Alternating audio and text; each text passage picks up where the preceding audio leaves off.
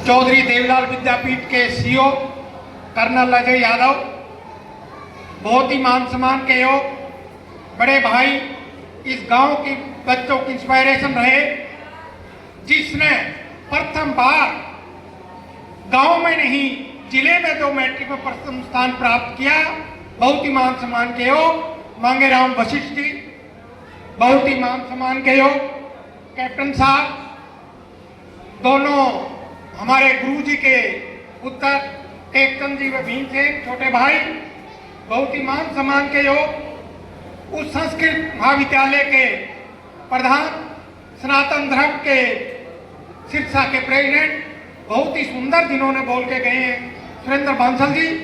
बांसल जी को मैं बताना चाहूंगा कि मैंने भी आपके वहां ज्यादा नहीं तो टेकचंद जी के साथ 5-7 बार आपकी खीर खाई है।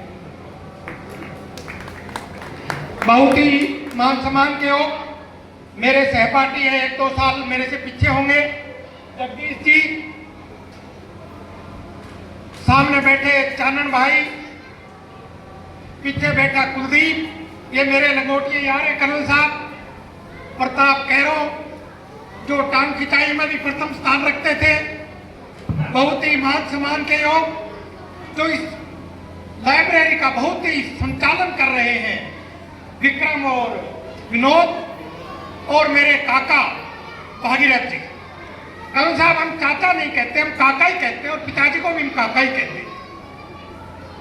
यदि अब मैं जिनको सबसे पहले मैं श्रद्धा सुमन अर्पित करता हूँ, प्रणाम करता हूँ, इनके बारे में बताऊंगा तो वही बातें दोहराई जाएंगी और वो आप सुनना भी नहीं चाहेंगे। उनके बारे में भीमसेन ने और टेकचंद जी ने इतना सुंदर बता दिया है, रही कहीं कसर सुरेंद्र बांसल जी ने पूरी कर दी। अब मेरे पास तो कुछ कहने को बचा ही नहीं है, फिर भी मैं आपको 1-2 बातें शेयर करना चाहूंगा। मांगेराम जी भी बैठे हैं।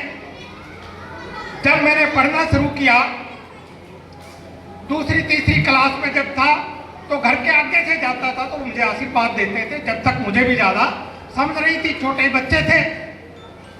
4th-5वीं में हुआ तो उन्होंने मेरे को 1-2 जाते हुए रोका और मेरे को अपने भजनों में जैसे कहते उस भजनों से आशीर्वाद दिया।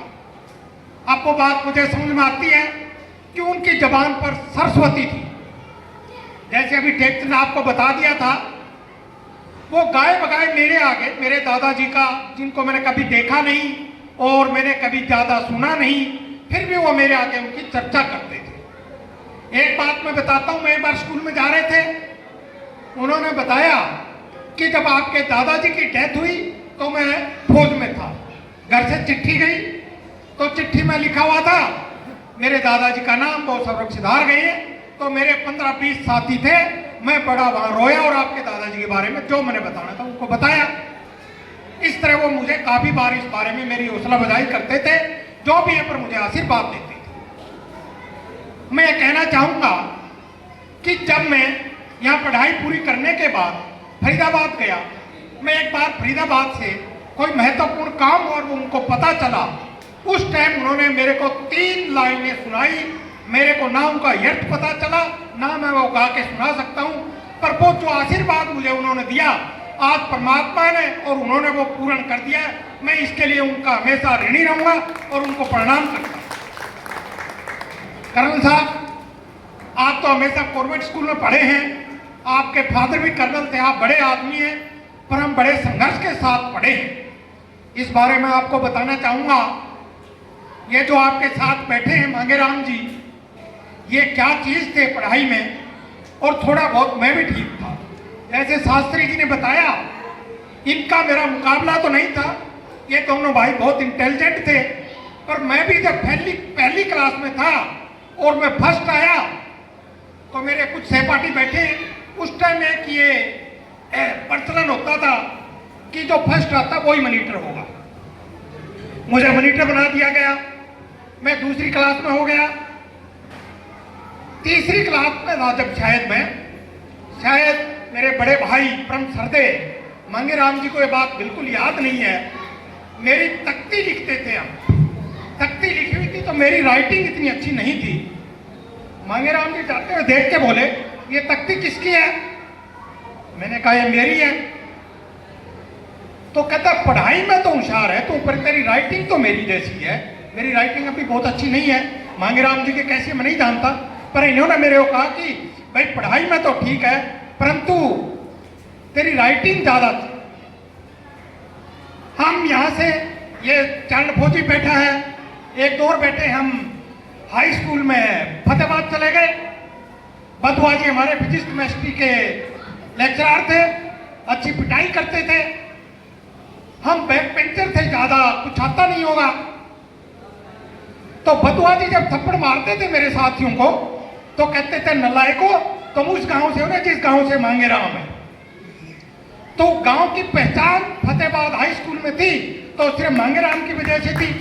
मांगेराम ने जिला प्रथम किया था और हम पीसीडीओ में गिनती हो गई। हम काफी चानन पटवारी, धर्मवीर, जयसिंह शायद 2-3 बार फेल हो गए, हमारे साथ हो गया था। तो हम इकट्ठे थे। हम इनको मैं भी थोड़ा बहुत मैं काम चलाऊ सा था, मैं इनको कहता था भाई पढ़ दो या मेरे को पढ़ने दो, पर वो धर्मवीर भी मेरे को खींच के ले जाते थे। पढ़ाई में हम ज्यादा वहां कुछ नहीं कर पाए थे।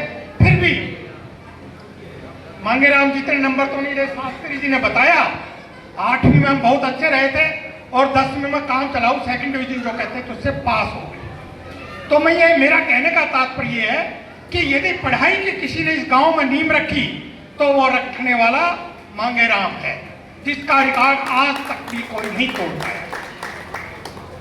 अब मैं ये कहना चाहूंगा कि जितनी मेहनत दोनों भाइयों ने इस किताब के लिए की है तो मुझे पूर्ण विश्वास भरोसा है कि इसको पढ़ने के बाद यदि हम 5% भी उसको ग्रहण पाए तो भी इनकी जो है वो सक्सेस हो पाएगी, मेहनत ये माना जाएगा।